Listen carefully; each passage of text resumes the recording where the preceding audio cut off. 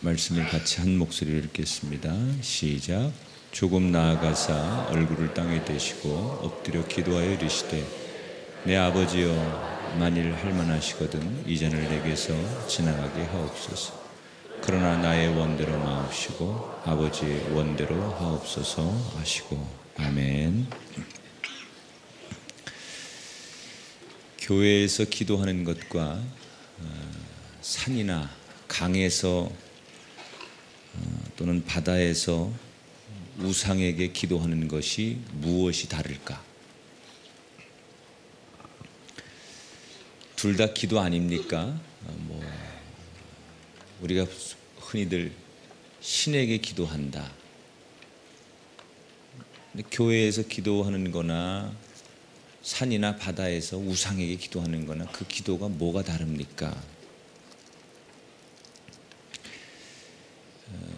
가장 큰 차이 가운데 하나, 우상에게 기도하는 때 기도하는 사람들과 기도하는 마음을 보면 근본적인 차이가 하나 있습니다. 하나님께 기도하는 것과 우상에게 기도하는 것의 차이 중에 하나는, 우상에게 기도할 때는 자신의 뜻을 관철시키는 기도를 해요. 예를 들어서 열심히 빌면서 이거는 이렇게 됐으면 좋겠습니다. 이렇게 해주세요.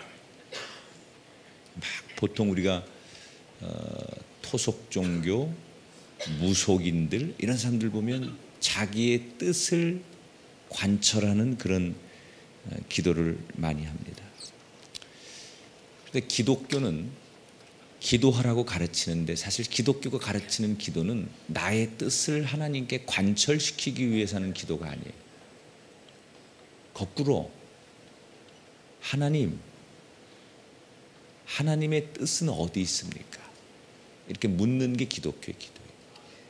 굉장히 다른 거죠. 얼핏 보면 인간이 다 자기의 소원, 자기의 생각을 관철하기 위해서 기도하는 것 같지만, 기독교가 가르치는 기도는 다른 종교나 무속인들이 하는 기도와 완전히 달라요. 내 뜻을 관철하기 위해서 주장하는 기도가 아니라, 사실은 하나님 어떻게 하면 되겠습니까? 하나님은 이 일에 대해서 어떤 생각을 가지고 계시고 하나님의 뜻이 어디 있는지 나에게 말씀해 주옵소서. 결국 기독교의 기도는 깊어질수록 나를 죽이는 거예요. 그 말씀 앞에 처음에는 이렇게 돼야 되겠다라고 기도했을지 몰라도 하나님 앞에 기도가 깊어지면서 그 말씀 앞에 나를 조금씩 죽이는 거예요. 그런데 우상 숭배는 뭐예요? 점점 내가 살아나요. 내 생각, 내 상황을 꼭 이렇게 해 주어야 한다고 더 간절히 매달리는 거예요. 그래서 우상 숭배는 시간이 가면 갈수록 내 욕심이 커집니다.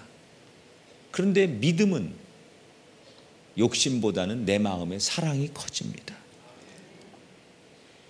우상 숭배는 시간이 가면 갈수록 내 손에 쥐고 있는 게 많지만, 참 믿음은 갈수록 내 손에 있는 것을 자꾸 나누어 주게 돼요. 자, 오늘 고난주간 새벽기도 5번째 날 예수님의 행적을 복음서를 통해서 나누어 보려고 합니다. 그러니까 오늘 내용은 예수님께서 이제 겟세마네 동산에 가셔서 기도를 하십니다. 사실 예수님이 겟세마네 동산에 기도하러 가셨을 때 이미 예수님은 예루살렘에 입성하시고 하루하루를 지내면서 자신에게 어떤 일이 닥칠지를 알고 계셨잖아요. 나에게 너무나 모진 고통과 십자가의 처절한 죽음이, 심판이 나를 기다리고 있다는 것을 예수님은 이미 알고 계셨어요. 사실은 보통 사람들이 이렇게 자기에게 닥쳐질 일들을 예견하고 또 그런 힘든 일이 올 것이라고 생각하면 심리적으로 불안합니다. 그리고 흔들리죠. 사실은 예수님은 지금 십자가를 지시기 바로 전날 오늘 겟세마네 동산에 가기까지 굉장히 절박한 상황이죠.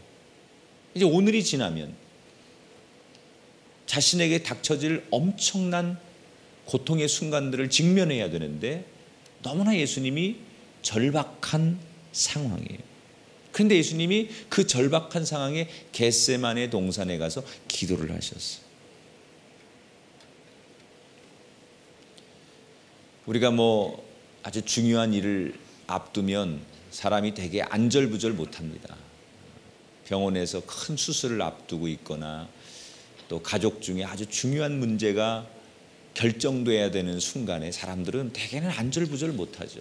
그 시간이 딱 결정될 때까지 심리적으로 사람들이 두려움도 몰려오고 이런저런 생각들이 자기를 붙들면서 되게 사람들이 막 이러지도 저러지도 못하는 그때가 있어요. 바로 예수님이 오늘이야말로 심리적으로 가장 불안해서 이도 저도 할 수 없는 그런 상황이라고 생각해요.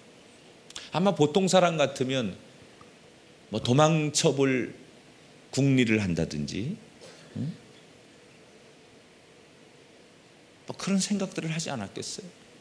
그런데 예수님은 그 불안한 그 시간에 기도를 하러 가셨어요. 이게 어떻게 가능할까? 생사가 왔다 갔다 하는 이 중요한 순간에 어떻게 기도를 하러 가실 수 있을까? 오늘 성경은 아주 중요한 얘기를 하나요.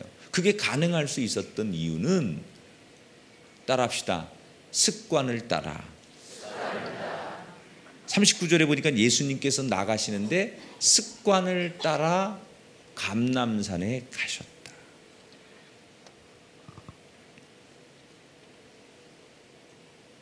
그러니까 우리가 습관이라고 할 때 이 습관이 아주 좋은 의미로 쓰일 수도 있고 잘못 말하면 너무 습관적이야 라고 부정적인 이미지로 쓰일 수도 있어요. 근데 예수님은 하나님을 습관적으로 불렀어요. 이 기도라고 하는 것이 오늘만 특별한 상황에서 드려지는 기도가 아니라 이미 예수님의 일상을 통해서 습관적인 기도가 쭉 축적되고 오늘도 물론 심리적으로 굉장히 불안한 상황이었지만 습관을 따라 기도했기 때문에 그 절박한 상황에도 여전히 기도할 수 있었다는 거예요. 여러분, 우리가 일주일 동안 특별 새벽 기도하는데 첫날에 비하면 교인들이 많이 빠졌어요. 되게 5일을 못 하시는 분들은 5일이 아니지 여러분 부활절 새벽 기도까지 나와야 마무리를 잘 하시는 거예요. 고난만 받으시고 부활이 없으면 새벽 기도 의미가 없으니까 오늘 저녁 성금요일 심야 기도에 오늘 하시고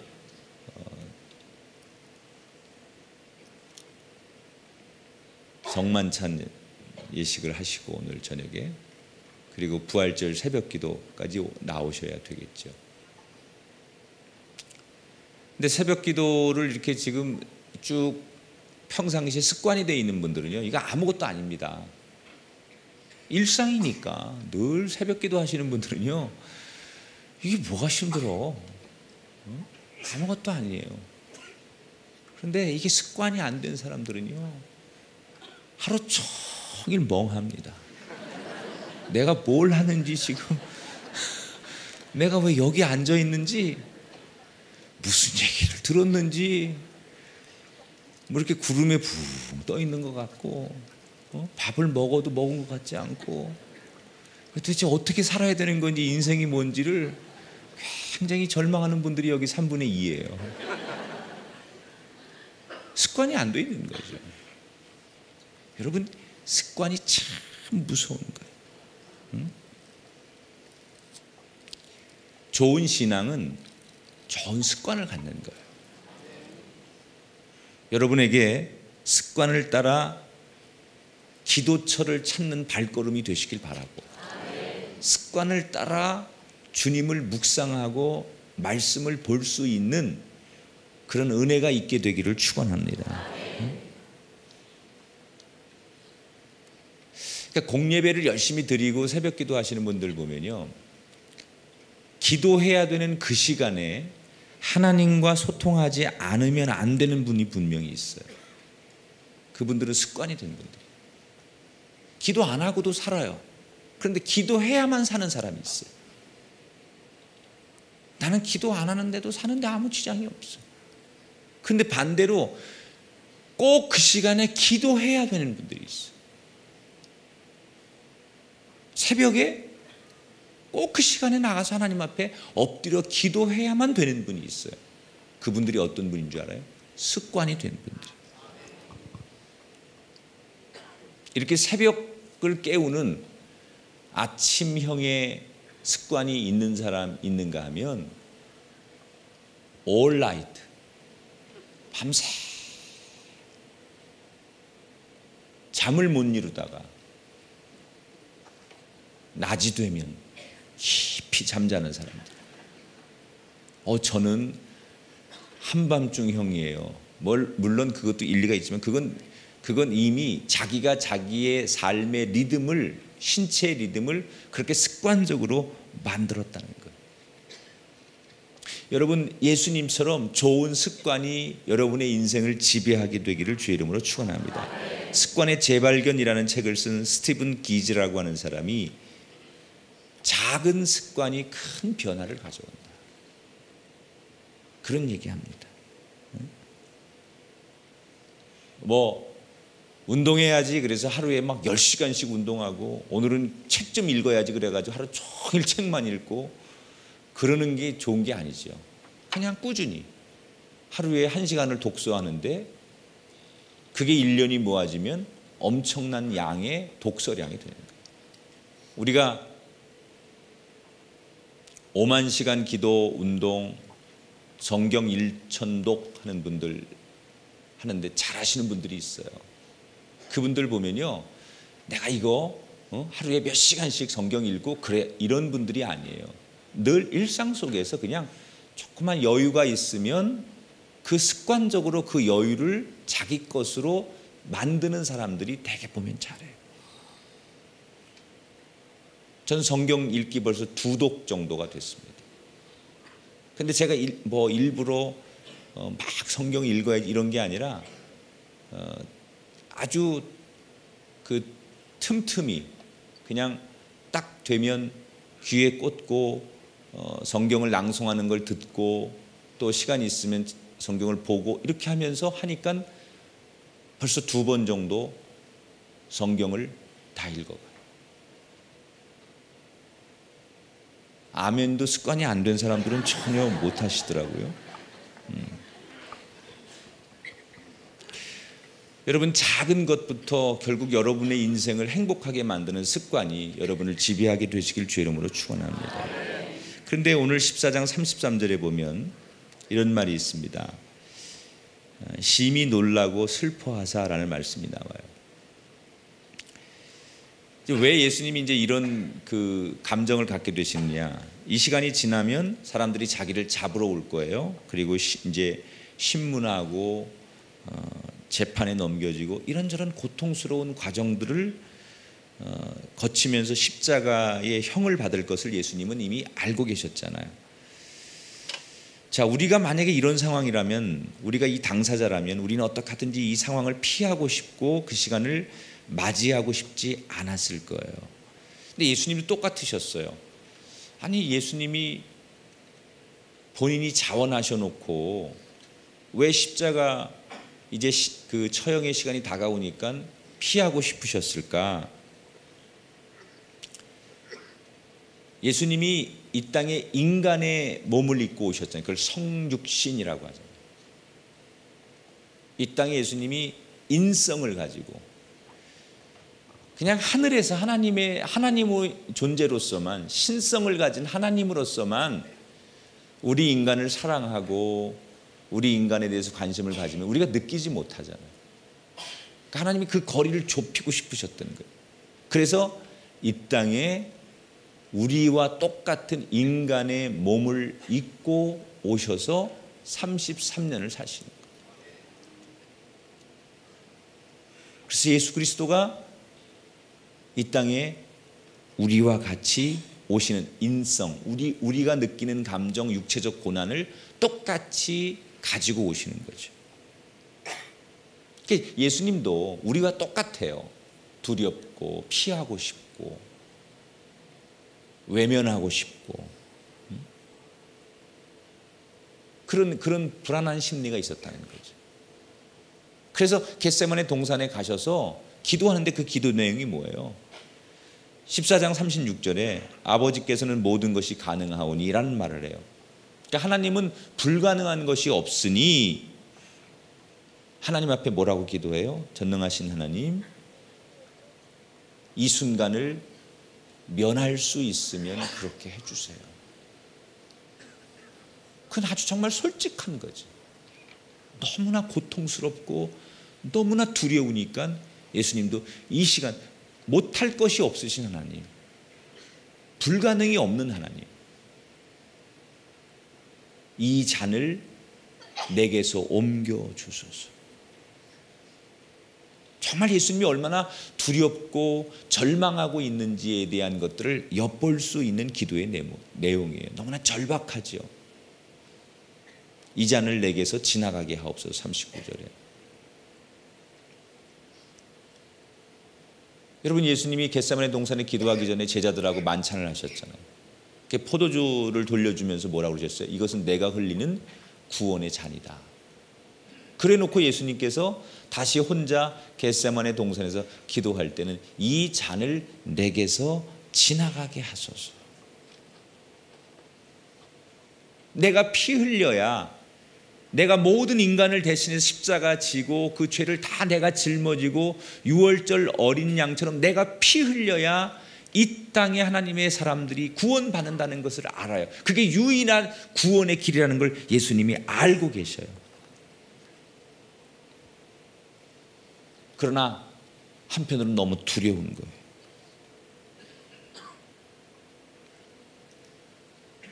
그래서 하나님 앞에 솔직하게 자기의 두려움을 표현하죠.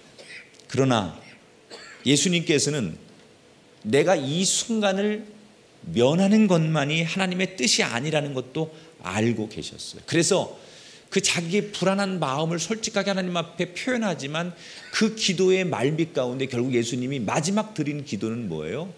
그러나 나의 원대로 마옵시고 아버지의 원대로 되기를 원하나이다.